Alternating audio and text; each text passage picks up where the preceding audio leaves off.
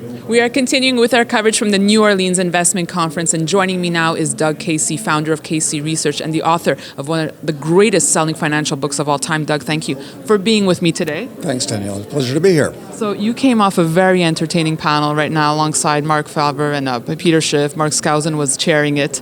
My first question to you, before we get into the details, is, are we doomed, Doug?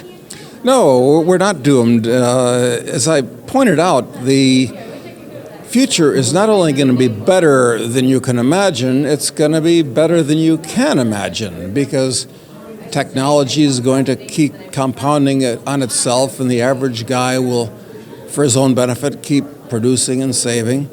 But we're going to go through a really, really rough spot, starting any time between tomorrow morning and in the next year. At this point, we're exiting the eye of the hurricane, where we've been in since 2007, 2008, 2009. We're going into the trailing edge of the hurricane. It's going to last a long time, and it's going to be very, very severe. Okay. So you're saying we're not doomed, which is an optimistic point of view, Doug, and I think most people think that you're a pessimist. So no. Look, all the real wealth in the world, the skills in people's hands, the knowledge in their minds, the buildings, the factories, the farms, that's all going to be here. That's not going to go away. It's just the financial system, the economic system that's going to collapse, and there's going to be a huge change of ownership of those things, which is going to be very unpleasant and inconvenient for a lot of people. But no, the real wealth is still here. okay, so let's talk about the financial system. Do you think that the U.S. will go over the fiscal cliff? Yes, of course. Europe is going to go first. They're going over it right now. There's beyond the point of no return, as far as I'm concerned, for Europe and for Japan and the U.S. and China, all the developed economies, quite frankly. This is why I'm a fan of undeveloped economies, third world economies that don't have any debt because nobody will lend them any money. Right. So in the presentation, Mark Faber was saying one of the primary reasons that America finds itself in this situation is that people have this sense of entitlement. And you agreed with that. Can you explain a little bit? Yeah, to me, the most important thing in a society is that the individuals in that society, in that culture, have a sense of personal responsibility, taking responsibility for themselves first. You can't help other people if you're not in good position yourself, then helping their family and their friends beyond that, and then they can help the community. But the way things are working in the world today is the government is taking responsibility for everybody, which makes people irresponsible. And when people act irresponsibly as a culture, of course it's all going to collapse eventually. Okay, an aspect which was not brought up, however, was education. And that's something that Obama wants to spend more on, obviously. What do you think needs to be done here? I think that all of the solutions for education that are being put forward are exactly not just wrong, they're the opposite of the right thing. These idiots want to throw more money at schools, and first of all, most of the values that are being taught in schools today by the kind of people that unfortunately become teachers today are counterproductive or actually destructive. Education is something that you do for yourself. You educate yourself. Somebody doesn't educate you. And a college degree, for instance, is greatly overvalued. It's ridiculous for most people to go to college to clutter their minds up with everything from gender studies to political science to all these wishy-washy subjects that people take. Education is something you should do for yourself, and you should really only even think about going to college and indebting yourself, turning yourself into an indentured servant for many years, if you're going to learn a hard science, perhaps. But shouldn't more be done to make it affordable then, Doug? How do you make it more affordable? Well, look at Canada.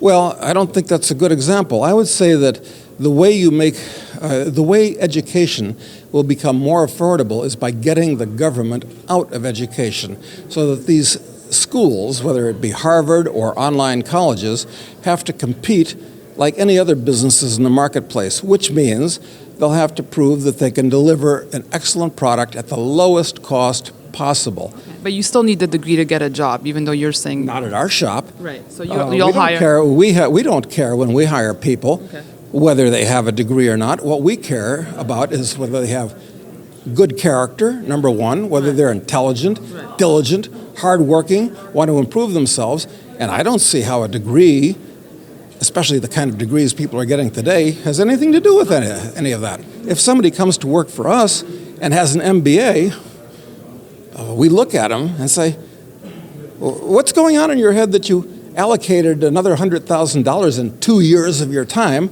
to get more theory when you should have been out there doing? Right. But obviously people are impressed by the college degree. I know you're a Georgetown graduate and people hear that. I'm not impressed.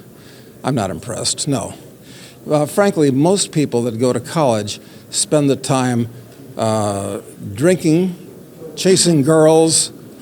No, it's a misallocation for most people of 4 years of their time and a whole bunch of their parents' money. Okay. So think twice. Okay.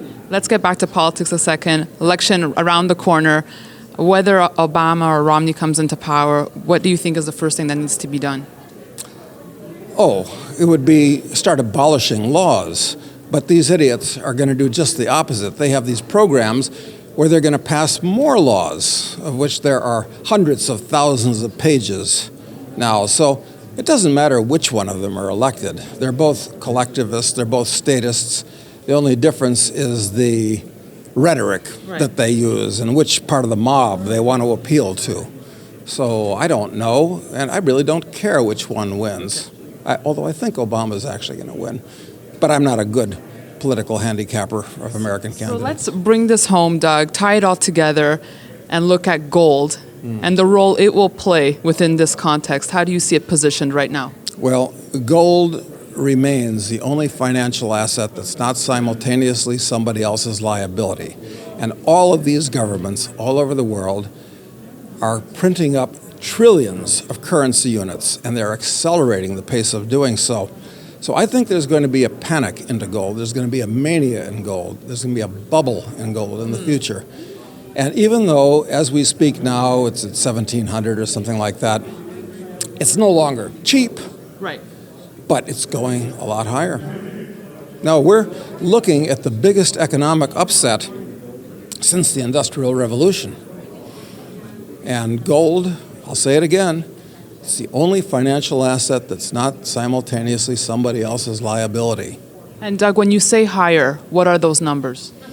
Oh, that's crystal ball gazing, Danielle. It depends on how stupid the government is and how out of line the mob psychology becomes.